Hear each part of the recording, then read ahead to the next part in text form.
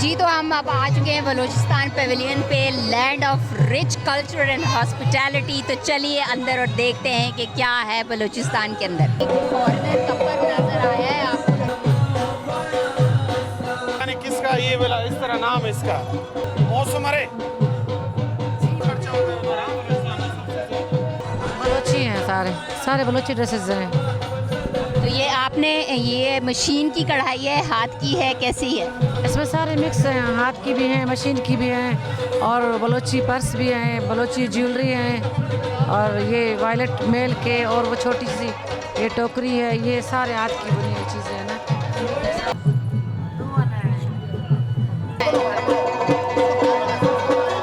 जी इस वक्त हम मौजूद हैं बलूचिस्तान के मशहूर तरीन इनके जो खाना है बलूची सज्जी, जो इस्लामाबाद में भी जगह जगह आपको मैसर है और लोग इसके शिदाई हैं।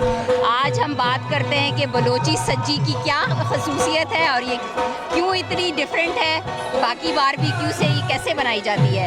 अस्सलाम वालेकुम भाई। वालेकुम अस्सलाम। क्या नाम है आपका और यहाँ पर आप सज्जी बना रहे हैं, कब से बना रहे हैं और कहाँ बनाते हैं आप ये? मेरा नाम कामरान लहड़ी है, मेरा ताल्लुक बलूचिस्तान कोयटा से है। मेरा दुकान है जिना रोड पे। यहाँ पे 87 से वाले साहब आते थे पहले। जी हाँ। तो इसकी क्या खसूसियत है सज्जी की, ये कैसे तैयार होती है, इसके प्रोसेस में आम बारबेक्यू की निस्बत क्या फ़र्क होता है? इसको तकरीबन तैयार होने में 4 घंटे लगते हैं और ये कोयले की ईंट से तैयार हो जाती है ये। और हम लोग का जो मसाला है वो आम मसाला नहीं है, अपने घर के मसाले है वो।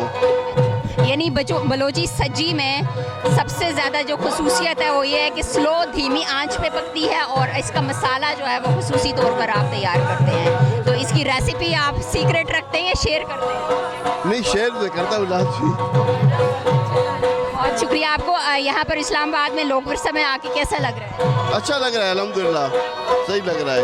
लोग यहाँ वगैरह देते हैं, बहुत पसंद करते हैं सब्जी, हमारे सब्जी को बहुत। चले सही है। ये बलोची भाई हमारे देखें हमारे साथ यहाँ पर सकाफती त्यौहार में शामिल हैं, और चाहे वो बलोची हों, चाहे वो सिंधी हों, चाहे वो पंजाबी हों, चाहे वो गिलगित बल्तिस्तान या कश्मीर से हों, सब के दिल पाकिस्तान के साथ धड़कते हैं।